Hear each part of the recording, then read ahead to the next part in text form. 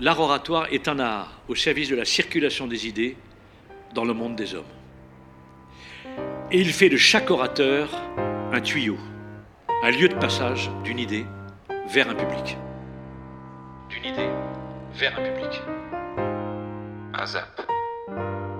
Je m'appelle Alexandre Zermati et je vous propose tous les mois au travers de ce podcast de partir à la rencontre d'une personnalité inspirante. J'ai eu la chance d'assister il y a quelques années à une conférence de Stéphane André sur l'art oratoire. Alors cette conférence m'a marqué et c'est ainsi que j'ai contacté Stéphane André pour qu'il soit l'invité de ce nouveau numéro d'AZAP. Dans ce podcast, il va nous expliquer ce qu'est l'art oratoire, en quoi cela consiste, quels en sont les principes fondamentaux, qui sont les bons orateurs de notre temps et quelles sont les bonnes ressources ou les bonnes lectures à avoir sur le sujet. Vous allez voir, c'est un podcast passionnant. Vous retrouverez tous les liens menant vers les ressources évoquées pendant cet épisode dans les notes de l'épisode. Je remercie Stéphane André de s'être prêté au jeu et je lui laisse tout de suite la parole. Je m'appelle, vous l'avez dit, Stéphane André. Je suis professeur d'art oratoire et fondateur d'une école d'art oratoire dont je suis maintenant devenu le directeur pédagogique. J'ai une relation assez particulière que je n'aime pas citer trop fréquemment parce que ça a l'air de trop parler de soi, je trouve ça un peu intime, mais quand j'étais petit, je bégayais. Et comme par hasard, comme c'est arrivé à beaucoup d'autres, j'ai voulu faire du théâtre. C'est curieux comme à chaque fois, quand on a une difficulté, la résilience qu'on a vis-à-vis d'elle conduit quelquefois à se choisir une activité qui va traiter de cette difficulté et du coup vous faire décoller et devenir le spécialiste finalement du handicap que vous aviez. C'est un peu ce qui m'est arrivé et ça donne à ma relation à la parole en public quelque chose d'assez passionnel. Et ensuite, j'ai voulu faire du théâtre et j'ai dérivé à partir du théâtre grâce à l'ESSEC, par laquelle je suis passé, grâce à l'École supérieure de sciences économiques et commerciales. Je suis rentré dans ce monde de l'entreprise et en même temps, j'ai été comédien très peu de temps, puis metteur en scène d'opéra. Et le fait d'être professionnel dans les deux mondes, celui de l'entreprise et celui du spectacle, m'a amené à construire quelque chose qui est entre les deux et qui est une technique d'art oratoire. Et je suis devenu professeur d'art oratoire. Ça fait maintenant presque 50 ans.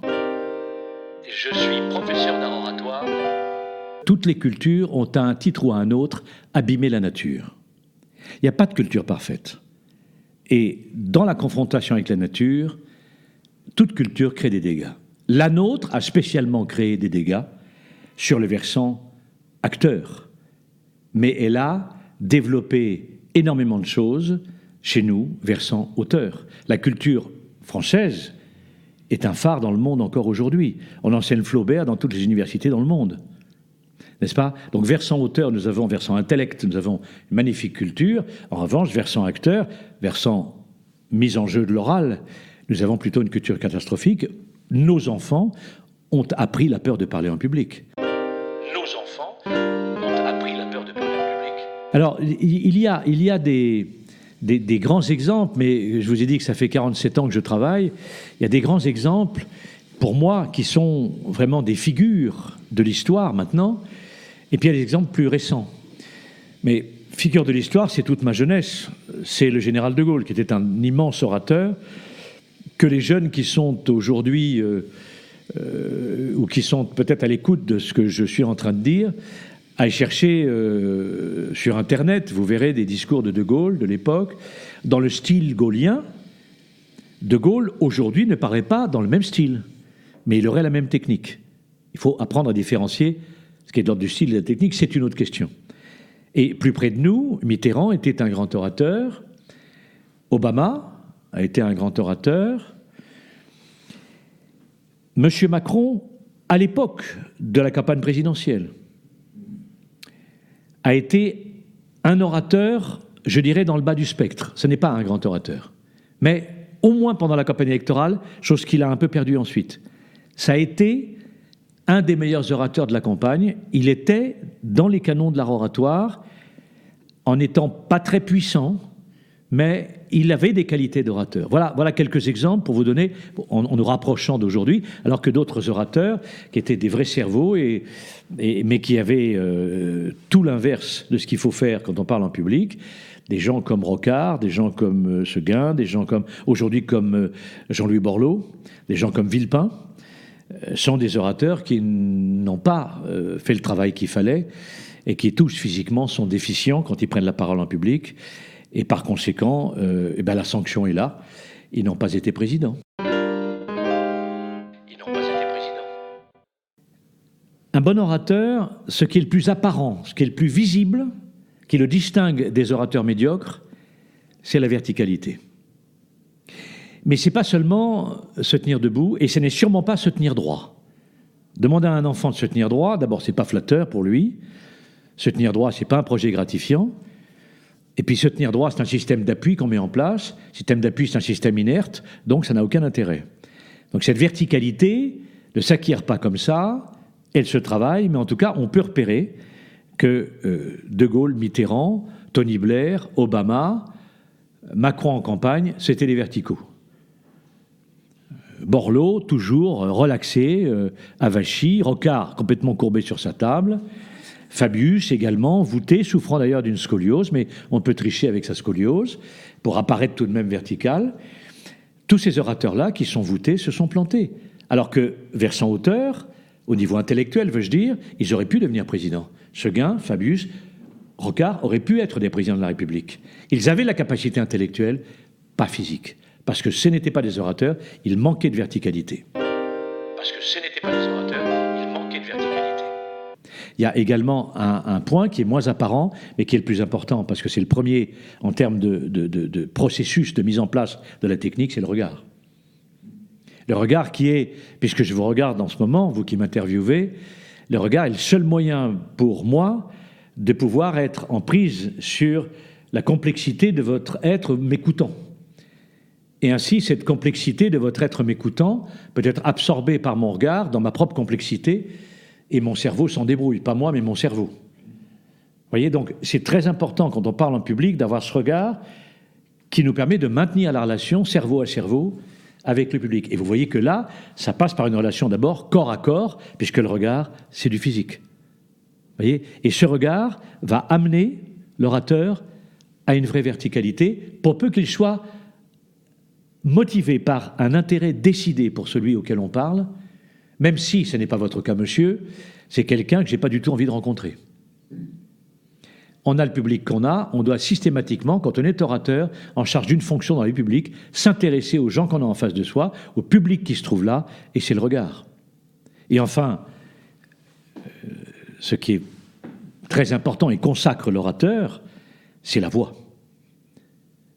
Finalement, ce qui fait naître un orateur, c'est le regard qu'il porte sur la foule, qui, s'il est d'intérêt pour elle, le redresse. Et ensuite, il est prêt, puisque redressé, il a une architecture interne, un vide architectural qui peut faire passer une colonne d'air, il a créé les conditions en se redressant d'avoir une belle voix. Dans une chorale, on ne chante pas appuyé sur la tête du mec d'en dessous ou accoudé sur le voisin. On chante vertical. Ce principe-là, totalement ignoré des politiques et des gens de l'entreprise. Et donc la voix arrive, et la voix consacre l'orateur, c'est elle qui porte l'émotion, et c'est elle qui porte toute la nuance de la pensée, beaucoup plus que le geste. Un regard, un dos, une voix. Un regard, un dos, une voix. L'art oratoire, on connaît, c'est émouvoir et persuader. On entend ces mots partout. C'est la bouteille à l'encre, quoi. Tout le monde connaît ça, c'est émouvoir et persuader. Nous sommes d'accord là-dessus. Je dirais plus précisément que l'art oratoire est un art au service de la circulation des idées dans le monde des hommes. Et il fait de chaque orateur un tuyau, un lieu de passage d'une idée vers un public. Un orateur est un lieu de passage. Il faut garder cette position de modestie parce que trop souvent, l'orateur, et ça on l'entend beaucoup dans le monde des avocats, à la Berrier notamment, un orateur est un monsieur qui fait son show, qui fait une exhibition. Et je ne nommerai pas ici certains orateurs, professeurs d'art oratoire, publiés largement dans certains ouvrages, je ne donnerai pas son nom, qui fait des numéros en public, qui fait des numéros d'acteurs, et qui sert plutôt sa personne qu'il ne sert une idée. Voyez, donc c'est vraiment cette modestie de l'orateur et se concevoir comme un lieu de passage pour monter à une notion très importante, c'est l'incarnation. Alors, je vais bien persuader et convaincre, mais l'idée, c'est que j'incarne une idée. Et cette incarnation fait que, quand je la porte, on oublie ma personne, les gens dans la salle ne pensent qu'à l'idée que je développe, et finalement, ce qui est sur scène, ce n'est pas un orateur, c'est une idée. Il se trouve qu'elle est incarnée parce qu'elle passe par l'oral, mais c'est une idée qui est sur scène. Ce n'est pas la personne d'un orateur. Mais c'est une idée qui est sur scène. Il n'y a pas de truc. Il y a un travail aussi difficile que quand on apprend l'équitation, quand on apprend la danse classique ou le chant lyrique.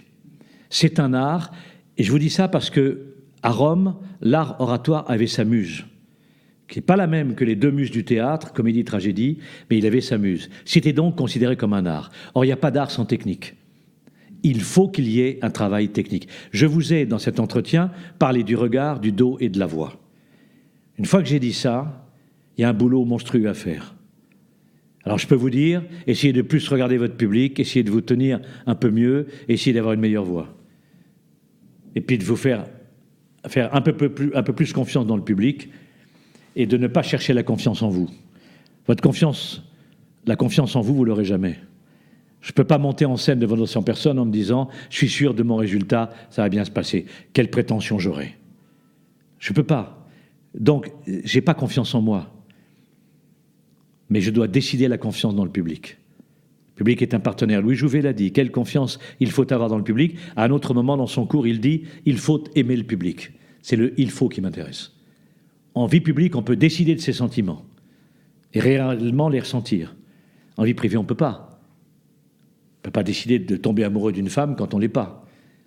En vie publique, non seulement on peut, mais on doit décider de ses sentiments. Je dois décider d'aimer le public. Aimer au sens de la vie publique, pas de la vie privée, c'est-à-dire de m'intéresser constamment à lui, de ne jamais le lâcher, soit du regard, soit de l'oreille, de toujours être relié à lui. C'est ça le conseil. Et c'est ce public qui vous fera grandir dans la mission d'un orateur. Je dois décider d'aimer le public. Alors, les conseils les plus stupides, là j'en ai une collection.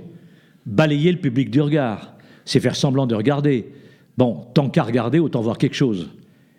Mais comment regarde-t-on un public? Là, il y a une technique. L'œil est condamné au singulier, par conséquent, je peux regarder avec une personne à la fois, ils sont 200. Donc, je dois aléatoirement regarder. Mais à chaque fois que je regarde une personne, je la regarde vraiment et je m'y intéresse. Autre conseil, souriez un peu. Il y a des grands orateurs qui ne sourient jamais.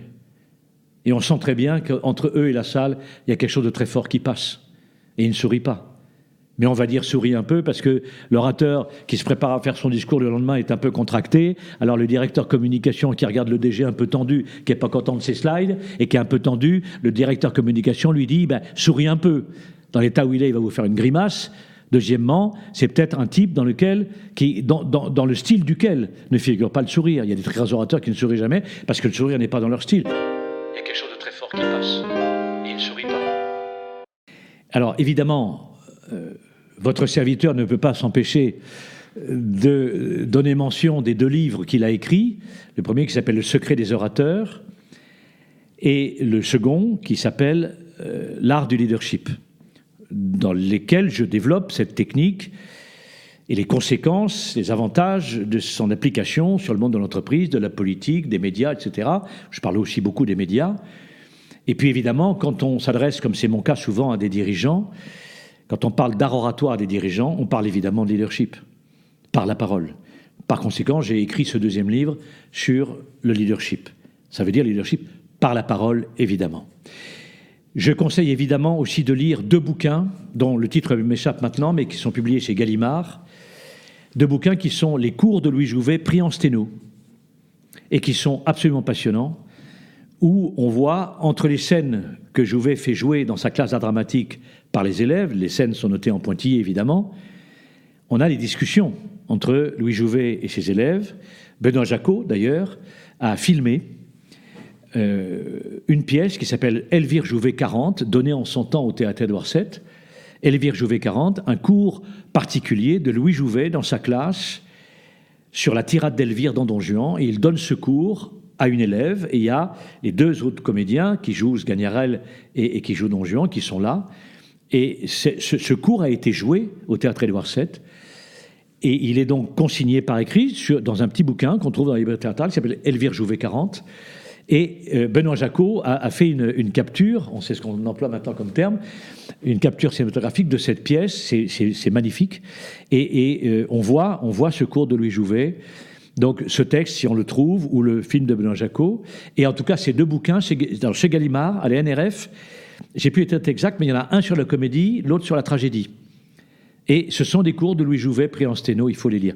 Et puis je recommande aussi l'ouvrage de Fabrice Lucchini, qui est l'héritier de Jouvet. Il y a les héritiers de Jouvet, et modestement, je m'estime héritier de Jouvet, c'est mon maître à penser.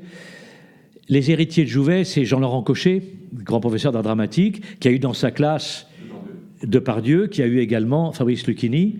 Et Lucchini, quand il parle du théâtre, eh bien, c'est vraiment la pensée classique, la pensée du théâtre classique, et c'est la pensée de Louis Jouvet.